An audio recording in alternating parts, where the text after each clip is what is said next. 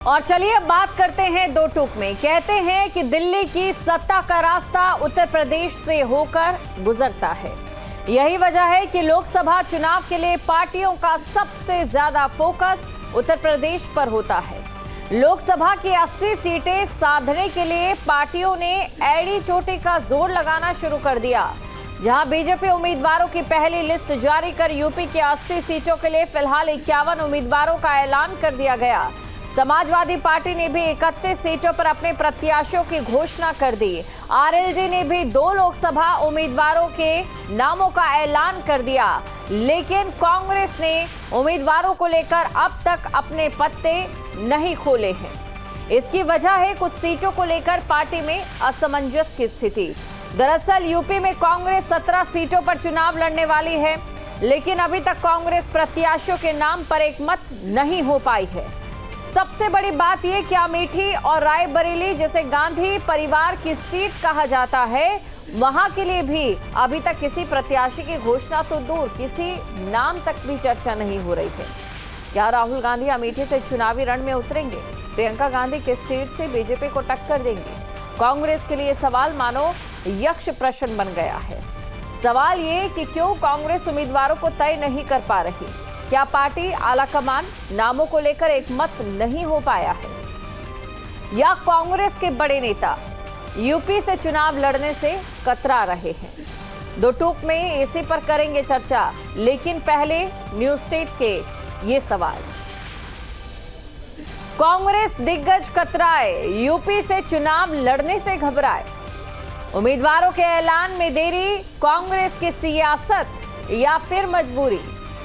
पारंपरिक सीटों पर भी संशय, कैसे होगी रणनीति तय? अमेठी रायबरेली पर पेंच, राहुल प्रियंका यूपी में क्या होंगे पेश? अखिलेश की तैयारी, कांग्रेस में असमंजस भारी। तो ये तमाम हमारे सवाल हैं और इसी के साथ कुछ प्रवक्ता हैं जो हमारे साथ जुड़ चुके हैं, अपनी अपनी पार्टी का यहां पर मत भी रखेंगे। प्रशांत उमराव जी बीजेपी से हमारे साथ प्रवक्ता जुड़ चुके हैं। अभिषेक वाजपेयी जी प्रवक्ता हैं एसपी से, हमारे साथ इस समय जुड़ चुके हैं। और प्रियंका गुप्ता कांग्रेस से प्रवक्ता हैं, इस समय हमारे साथ जुड़ चुके हैं। तो सबसे पहला सवाल मैं प्रियंका गुप्ता से ही करना चाहूंगी। प्रियंका जी, कांग्रेस पर सबकी नजर टिकी है, लेकिन अभी तक कांग्रेस क्या उम्मीदवारों के नाम फाइनल नहीं कर पाई है? बीजेपी के नेता कहते हैं कि कांग्रेस कहीं ना कहीं डर गई है और बीजेपी ने तो अपनी एक तरफा जीत भी मान ली है। इसका जिम्मेदार जनता किसे ठहराए? देखिए, बीजेपी कुछ भी मान ले, पर बीजेपी की जो हालत है कि उन्होंने जितने नाम निकाले उसमें से किसी की सीडी वायरल है, तो कोई कह रहा है कि नहीं मैं लड़ना नहीं चाहता, कोई कह रहा है मैं संन्यास ले रहा हूँ। महिलाओं के परसेंटेज की अगर बात की जाए तो 33% आरक्षण कहाँ है आपकी लिस्ट में?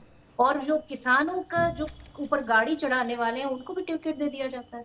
तो बीजेपी की तो पोल पट्टी सब खुल चुकी है, हकीकत ये है। और रही बात कांग्रेस की, तो कांग्रेस में पूरा एक प्रोसीजर होता है जिसे फॉलो किया जाता है, चाहे वो ब्लॉक स्तर पर हो, चाहे जिले के स्तर पर हो, चाहे जो पीसीसी के स्तर पर हो। उसके बाद स्क्रीनिंग कमेटी होती है, फिर उसके बाद जो है फाइनल जो सेंट्रल कमेटी होती है वो डिसाइड करती है। प्रोसीजर पूरा हो चुका है। नाम की अनाउंसमेंट आपको जल्दी ही आपके चैनल के माध्यम से जल्दी ही दर्शकों को बता दी जाएगी। पर हकीकत क्या है? चुनाव के मुद्दे, अरे आप ये बताइए कि इलेक्शन में कौन खड़ा होगा कौन नहीं खड़ा होगा, इससे क्या फर्क पड़ता है? असली बात तो ये है कि चुनाव के मुद्दे क्या हैं। आज जो किसान है वो चुनाव का मुद्दा है। आज जो ये महिलाएं हैं, जो उत्तर प्रदेश की हालत है, आप देखिए किस तरह से उत्तर प्रदेश महिला अपराध में नंबर 1 बनता चला जा रहा है। और खुद प्रधानमंत्री के क्षेत्र में उनके ही कार्यकर्ता द्वारा महिलाओं के साथ अभद्रता की जा रही है, उनकी इज्जत लूटी जा रही है। लगातार इस तरह के केसेस सामने आ रहे हैं और मुझे लगता है इन सारी चीजों पर जवाब देने की जगह भारतीय जनता पार्टी ढूंढ रही है कि आपके प्रत्याशी कहाँ है। अरे भाई, बिना प्रत्याशी कोई इलेक्शन लड़ लेगा क्या? ये भी तो बताइए। कोई आगे प्रत्याशी का नाम अनाउंस करेगा, कोई पीछे करेगा, उससे क्या फर्क पड़ता है? आप बताइए ना कि पिछले 10 सालों में आपने क्या किया। और आप ये देखें कि जिस तरह की रैली कल गांधी मैदान में हुई, उससे एक साफ संदेश जाता है कि किस तरह से आज का जो युवा है, आज का जो किसान है, वो भारतीय जनता पार्टी को जड़ से उखाड़ने के लिए तैयार है। और हकीकत ये है कि आज रोजगार के बारे में बोलने में भी असमर्थ है। आप बताइए ना, उत्तर प्रदेश में कितना रोजगार दिया? अभी इनसे पूछेंगे, इनका मुंह बंद हो जाएगा। पर बिहार में उत्तर प्रदेश का जब युवा जाता है और रोजगार लेता है, तो क्या शर्म नहीं आती उत्तर प्रदेश की सरकार को? क्या शर्म आती है भारतीय जनता पार्टी को कि आप उतनी जॉब्स जो उन्होंने कुछ चंद महीनों की गठबंधन की सरकार में दे दी थी, क्या आप उतनी जॉब पिछले अपने चलिए, कुल पूरे मिलाकर कार्यकाल में दे आपकी पाए कि बात नहीं जो दे है उसका सारांश यहाँ पर ये निकलता है कि बीजेपी कांग्रेस पर यहाँ आरोप न लगाए प्रियंका जी, क्योंकि बीजेपी के कुछ अपने जो नेता हैं उनकी ओर से भी ऐसी कतराने की बातें सामने आ रही है, कह रही हैं आप। अरे भाई ये तो चलिए सुनिए, पूर्व मुख्यमंत्री अशोक गहलोत ने एक फॉर्मूला दिया था जब विधानसभा चुनाव होने थे, उससे पहले एक फॉर्मूला था कि कम से कम 100 प्रत्याशियों के जो नाम हैं 3 महीने पहले सामने आ जाने चाहिए, क्योंकि इससे प्रत्याशियों को समय मिलता है। जो वोटर्स होते हैं उन्हें भी हम ये कह सकते हैं कि लोकतांत्रिक तौर पर उनके साथ भी न्याय होता है कि वो अपने प्रत्याशी को जानते हैं, कंपैरिजन होता है और उसके बाद वो चुनते हैं। क्या इससे आप भी मानती हैं, इससे आप सहमत रहती हैं? अगर सहमत रहती हैं तो बताइए उम्मीदवारों के नाम कब तक सामने आएंगे? देखिए दीपिका जी, मैं सिर्फ इतना कहती हूँ कि एक जो अशोक गहलोत जी हैं वो एक सीनियर नेता है और उनकी कोई भी बात को नकारा नहीं जा सकता, परंतु परिस्थितियां ऐसी नहीं है कि हम उनकी बात पर इस तरह से जो है ना कोई भी निर्णय ले पाए। हकीकत ये है कि हमें ये भी देखना होता है कि विपक्ष जो सत्ता पक्ष है वो किसको चाहता है। हमें ये भी देखना होता है कि किस तरह से किसके लिए क्या, कौन सी जगह, कौन सी सीट, कौन सा किस हिसाब से है, ये सारी चीजें देखी जाती है। और मुझे लगता है कि पूरी कमेटी होती है, पूरा प्रोसीजर होता है। भारतीय जनता पार्टी की तरह हमारे कोई एकाधिकार नहीं चलता कि पर्ची से किसी का भी नाम अनाउंस कर दीजिए और किसी को भी बिठा दीजिए, किसी को भी हटा दीजिए। चलिए, इन सवालों का जवाब हम ले लेते हैं यहाँ पर बीजेपी से ये तमाम आपके जो सवाल है उनका जवाब ले लेते हैं। इस समय हमारे साथ प्रशांत उमराव जी बीजेपी की तरफ से जुड़े हैं। प्रशांत जी, कांग्रेस तो ये कह रही है कि उनका प्रोसीजर है, प्रोसीजर के बाद ही चीजें सामने आएगी। क्या बीजेपी ने बिना प्रोसीजर के ही उम्मीदवारों के नाम सामने ला दिए? किसी तरह की कोई रणनीति नहीं, प्रोसीजर आप छोड़िए, आप लोग विजन 2047 की बात कर रहे हैं, इसी के साथ 5 सालों की विस्तृत कार्य योजना की भी जो ये बैठक हुई है उसमें बात की है। इसके साथ ही अगर नई सरकार बनती है तो 100 दिन का क्या कुछ कार्यकाल रहेगा उसकी भी बात करें। बिना प्रोसीजर के क्या ये सब किया जा रहा है अकॉर्डिंग टू प्रियंका जी? देखिए, भारतीय जनता पार्टी कार्यकर्ता आधारित पार्टी है। हम लोग जनता की सेवा में 24/7 365 दिन जनता की सेवा में रहते हैं। लगातार हम लोग उनके सेवा कार्य में, जन कल्याण के कामों में लगे रहते हैं। हमारी तैयारियां पहले से ही चल रही थी और उसी परिपेक्ष में हमारे यहाँ नाम मंगाए जाते हैं राज्य से नामों का पैनल होता है। उसके बाद हमारी चुनाव समिति जो है उन नामों पर डिसाइड करती है और उसी आधार पर टिकट हमने घोषित किए हैं। कुछ एक पहली लिस्ट आई है, उसका दूसरी लिस्ट ही शीघ्र ही आएगी। जो हमारी बैठक होगी वो भी आपके मीडिया के माध्यम से आ जाएगी। और जहां तक कांग्रेस पार्टी की बात है, चूंकि कांग्रेस का तो उत्तर प्रदेश में कोई जनाधार है नहीं, 3 जिलों की पार्टी है उत्तर प्रदेश में।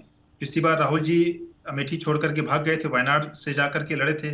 इस बार तो वायनाड में भी स्थिति कठिन हो गई कि वहां पे इनके सहयोगी जो दल है कम्युनिस्ट पार्टी और डी राजा, उनकी पत्नी को कैंडिडेट उन्होंने घोषित कर दिया है। कम्युनिस्ट पार्टी लगातार वहां पर राहुल गांधी जी का विरोध कर रही कि ये केरला से ना लड़े, किसी और राज्य से जाकर के लड़े। सोनिया गांधी जी भी अमेठी छोड़ करके चली गई, उन्होंने राज्यसभा बन गई वहां पे राजस्थान से जाकर के। तो आज इनके पास बड़ी संशय वाली स्थिति है कांग्रेस पार्टी के पास। राहुल गांधी जी की यात्रा जो जिस राज्य से गुजर रही है वहां के इनके नेता छोड़ करके भाग रहे हैं। अभी गुजरात में इनकी यात्रा प्रवेश करने वाले गुजरात के कांग्रेस के सबसे बड़े नेता अर्जुन मोढवाडिया जी ने भी कांग्रेस से रिजाइन कर दिया है। तो बड़ी संशय वाली स्थिति है। अभी 2 दिन पहले लालू यादव जी भी कह रहे थे कि राहुल गांधी यात्रा में जो घूम रहे हैं उसको छोड़ें और टिकट बंटवारा करें। आज पंजाब विधानसभा में वहां के मुख्यमंत्री भगवंत मान ने कांग्रेस को सुना दिया कि भाई अगर कांग्रेस की हिम्मत है तो हमारी सीटें कुरुक्षेत्र और गुजरात में छीन करके दिखाए। तो आपस में इनमें जो सिर्फ फुटबॉल की स्थिति है, तो सीटें क्या ये लोग डिक्लेयर करेंगे? अभी गठबंधन ही कहीं इनका फाइनल नहीं है और यहाँ पे कांग्रेस के नेता स्वयं अपने आप पे विद्रोह करके बैठे हुए हैं। सलमान खुर्शीद जी को भी वहां पे उनकी फर्रुखाबाद सीट खाली नहीं हुई तो वहां पे भी उन्होंने विद्रोह कर दिया है। तो इसलिए इनकी सीटें डिक्लेयर नहीं हो पा रही। बाकी बातें करने के लिए कुछ भी कर लें, जबकि जहां पे है हिमाचल भी हमने देखा किस तरीके से इनके पार्टी के अंदर असंतोष है, कर्नाटक में भी असंतोष है और तेलंगाना में इनके मुख्यमंत्री जी ने तो कल मोदी जी के सामने कह दिया कि हम गुजरात मॉडल को फॉलो करेंगे। जिस गुजरात मॉडल को कांग्रेस पार्टी दोष देती थी, आज इनके तेलंगाना के इलेक्टेड मुख्यमंत्री जी ने कहा है कि अगर तेलंगाना को आगे बढ़ाना है तो हम गुजरात मॉडल को लेकर के चलेंगे, तभी तेलंगाना आगे बढ़ेगा। तो ये चलिए अभिषेक जी से सवाल ले लेते हैं। अभिषेक जी भी हमारे साथ बने हुए। अभिषेक जी, एक सवाल है यहाँ पर आपसे। देखिए, INDIA के तहत जिस तरीके से आप लोग चुनाव लड़ रहे हैं, कांग्रेस के साथ मिलकर आपकी ओर से तैयारियां जो है देखी जा रही, उम्मीदवारों के जो नाम हैं वो भी सामने आ रहे हैं, लेकिन जिस पार्टी के साथ आप इस समय मैदान में हैं, यानी कि मैं बात कर रही हूं कांग्रेस की, कांग्रेस की ओर से अभी तक उम्मीदवारों के जो नाम हैं वो सामने नहीं आए हैं। क्या आपको वाकई नहीं लगता है कि काफी तैयारी के बाद जो है वो नाम सामने आएंगे, कोई फर्क नहीं पड़ेगा, या फिर आपने पहले जो नाम घोषित किए हैं वो कहीं ना कहीं जल्दबाजी है, या कांग्रेस की तरह आपको भी इंतजार करना चाहिए था कि नहीं हम बाद में करेंगे, सब कुछ इत्मीनान से करेंगे? जी धन्यवाद। मैं आपके प्रश्न का उत्तर दूं, लेकिन उसके पहले क्योंकि दीपशिखा जी, प्रशांत भाई ने कई बातें कही, तो मुझे एक छोटी सी लाइन याद आ गई। तराजू नहीं इनके पास मेरे सच तौलने को, तराजू नहीं इनके पास मेरे सच तोलने को, उंगलियां उठाए जो है खुद झूठे मुझे तोड़ने को। तो बड़ी साधारण सी चीज है। इनका तो आलम वही है कि अगर सुबह नाश्ता भी करते हैं, दोपहर का खाना भी खाते हैं, रात का खाना खाते हैं, तो बिना इंडिया गठबंधन के काम नहीं चलता है इनका। अरे भाई, आपने काम किया होता तो कुछ आप बात बता सकते थे।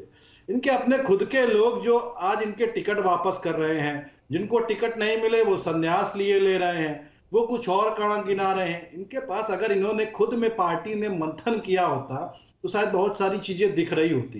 इन लोग वापस इनके टिकट ना कर रहे होते। ये जो लोगों ने टिकट इनके वापस किए, वो ये बताता है कि इनकी पार्टी में किसी भी प्रकार की कोऑर्डिनेशन नहीं है। क्योंकि अगर कोऑर्डिनेशन होता, किस प्रकार के उसके ऊपर आरोप हैं, किस प्रकार की जनता जनार्दन के बीच उसकी छवि है, ये सारी चीजें उसमें दिख रही होती, लेकिन ऐसा नहीं हुआ।